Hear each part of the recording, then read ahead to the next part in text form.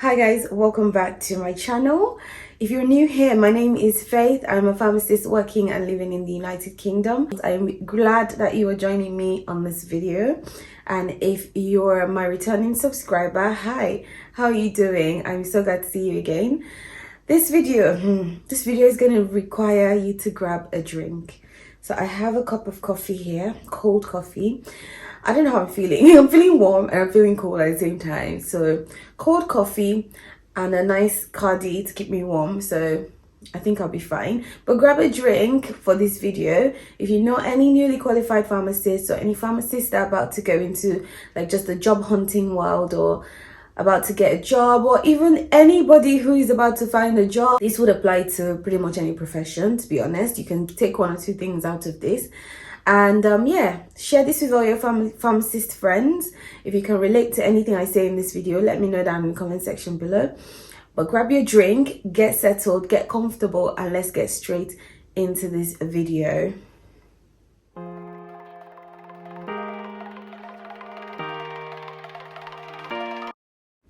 Guys, I'm here today to talk about the real tea, the real gossip, the real gist about why I left my old job in community pharmacy. So why exactly did I leave? What was the problem? What happened?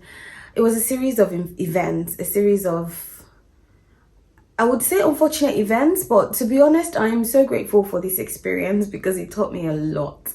I felt like I was so naive going into this, and coming out of it, I feel like I've gained so much knowledge, and I came out of it just thinking, whew, that was a lot. So I will be sharing as much as I can, and I will be sharing what I would have done better in different situations. The reason why I felt like I should make this video is because I follow Mel's Medicines on Instagram, and I could see that a lot of community pharmacies are offering pharmacists a lot of money. A lot of money. Now it looks very enticing and it looks juicy and it looks like, oh my god, let me jump on this because I'm going to be balling.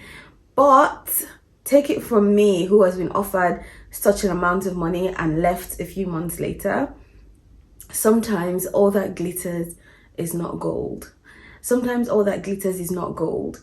You would probably get in there and regret a thing or two. So, and in some cases it's actually quite good. So you just need to know what you're looking out for before you get yourself into a predicament and start to regret your decisions.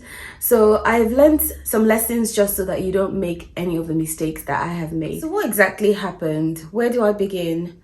Let's start from the genesis. What exactly happened? What went down? Why? How did I end up here in the first place? So I had qualified, and if you've watched my video on my journey through the pharmacy profession in the UK, you know my trajectory and how I got into this place. But let me just say that the company I was working for before I ended up here, I felt underappreciated where I was. And I knew this because I had friends and colleagues who worked in the same place, and they shared things with me that made me realize that for the hard work that I was doing, I wasn't being valued. And despite even speaking to someone and asking for a change in my circumstances, I still didn't get the response that I felt like was appropriate or that I felt like I deserved. So I decided, you know what, I'm going to take myself and take my hard work, because I know I work really hard, take my hard work and go somewhere else. And I started looking for other jobs, and I got quite a few interviews, and I stumbled on this job which was really close to home, offered a really good salary, offered 3 days off in a week and 4 days at work, which I felt like was a really good balance. So 4 days in, 3 days off. I applied for this job and I got an interview. So at this interview, and this is red flag number one, the interviewer, who I later found out was the area manager, he was lovely. We had a lovely interview, but I sort of got a sense that they were just desperate to fill that role. Almost as if they weren't interviewing many people and they just wanted anyone to fill that role. And I was happy that I got the job. I also immediately got the hints from the interview that I got the job. I was happy I got the job. At the interview, I asked 2 questions, which in hindsight, I know now that I didn't get the right responses for them. So one was, I was applying for a pharmacist manager role. I had never done this before, and I made that very clear to them at the interview that I had never done this before. And I asked, would I be getting any sort of training for this, as I have not done this before?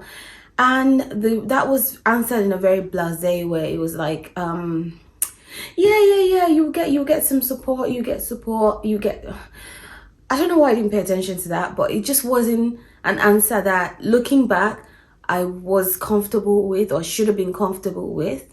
So that was red flag number 1. Red flag number 2, I was told that this pharmacy dispensed 3,000 items a month, and they had 5 members of staff. That sounded amazing, right? 2 dispensers, 3 counter staff. What sounds better than that? What I should have asked is, how many hours of staffing do you have in the pharmacy? Not the bodies. Because I realized after I started that job that you could have 5 people but all be working only 10 hours a day, or 10 hours a week rather, and then you end up having pretty much the equivalent of 2 members of staff in the pharmacy all week.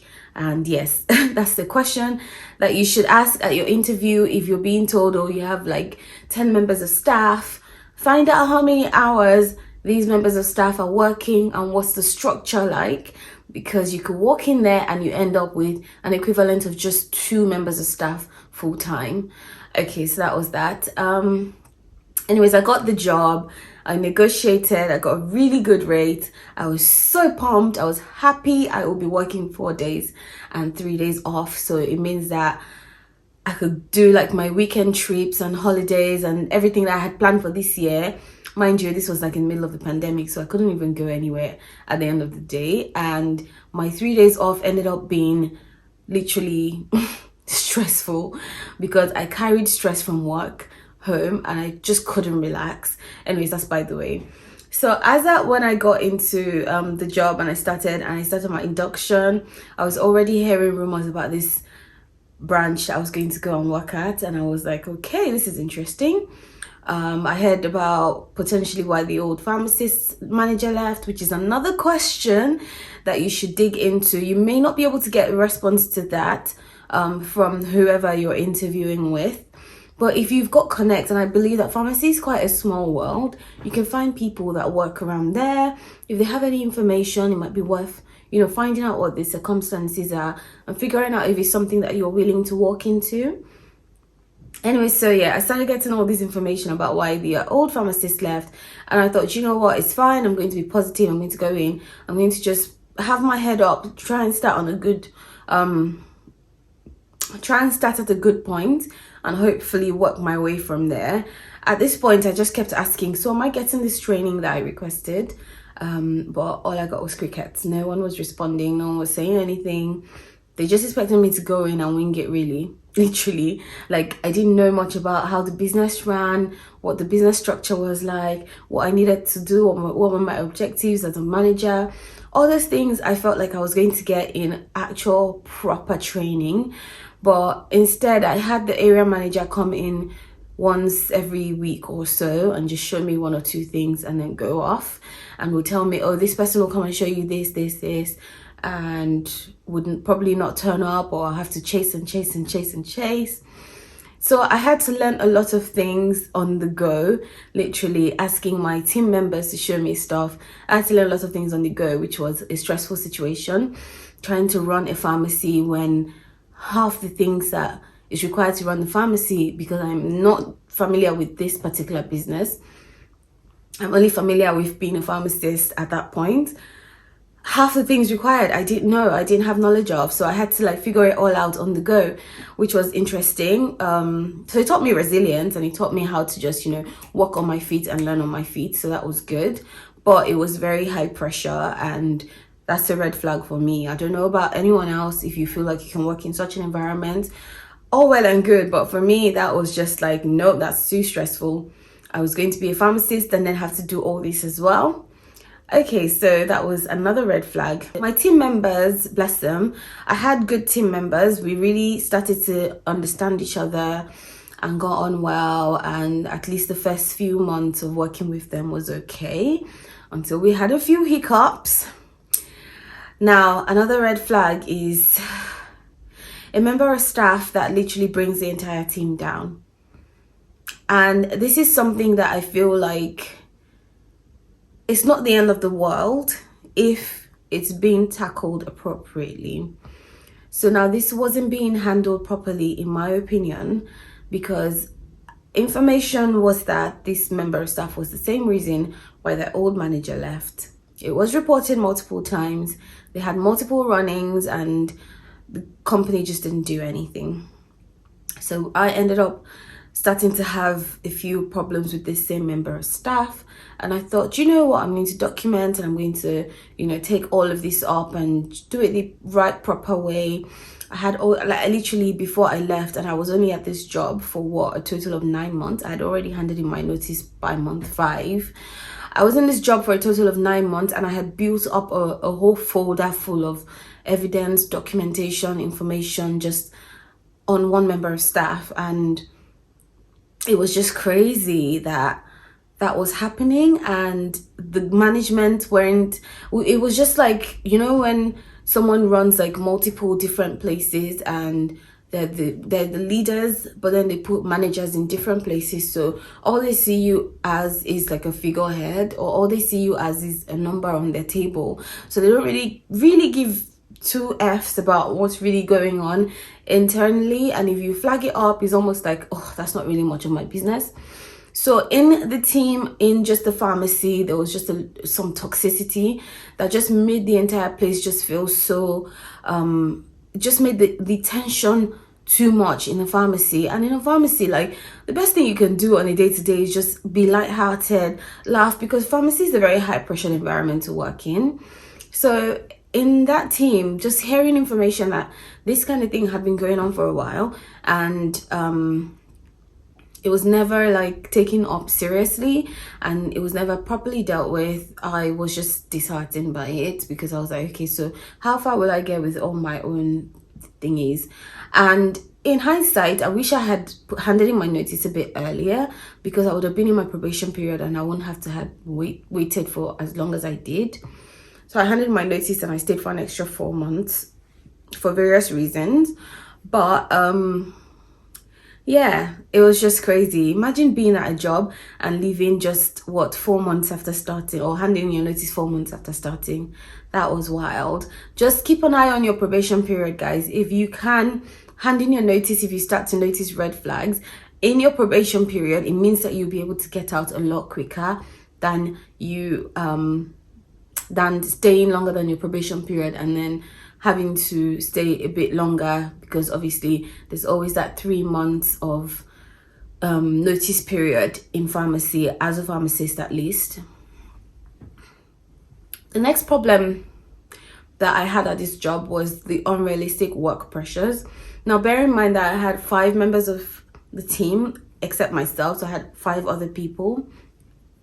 However, these 5 people, when you add up their hours, was only equal to about 2 full-time staff in the entire pharmacy for the entire week.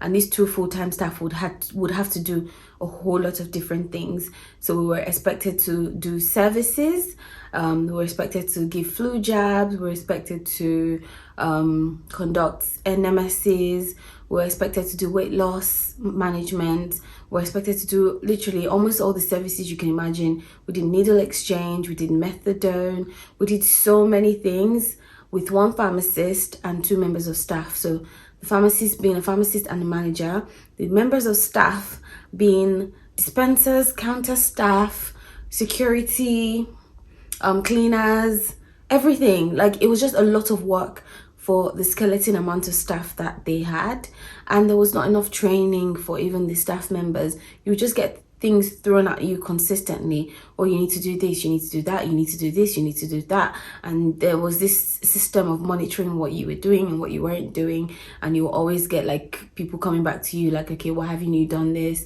You've not done that, you've not done that. And it's like, I don't have enough time in the day or enough people to make sure these things work. And think about having like 2 members of staff full-time, and then one goes on holiday, so he's just left the pharmacist and the other member of staff. And unfortunately for us, one member of staff kept going off sick, so we had literally the pharmacist and a member of staff. So pharmacist, manager, and the other member of staff just struggling with all the other jobs that had to be done in a pharmacy. And if you've worked in a pharmacy before, you know that there's so much work that needs to be done just to keep a pharmacy running smoothly. So that was red flag number wherever I've got to now. And then they just felt like there was absolutely no support from management. So you will flag things up, you will raise things up, you will get some response, but not good enough. And then after some time, you'll almost feel like you're nagging and no one wants to deal with you and your problems, so you better deal with it. All they want from you is the results that they're going to be getting from, like, in terms of like, what, how much profit are you making? How much people are you seeing? Are your customers happy? Are your customers satisfied?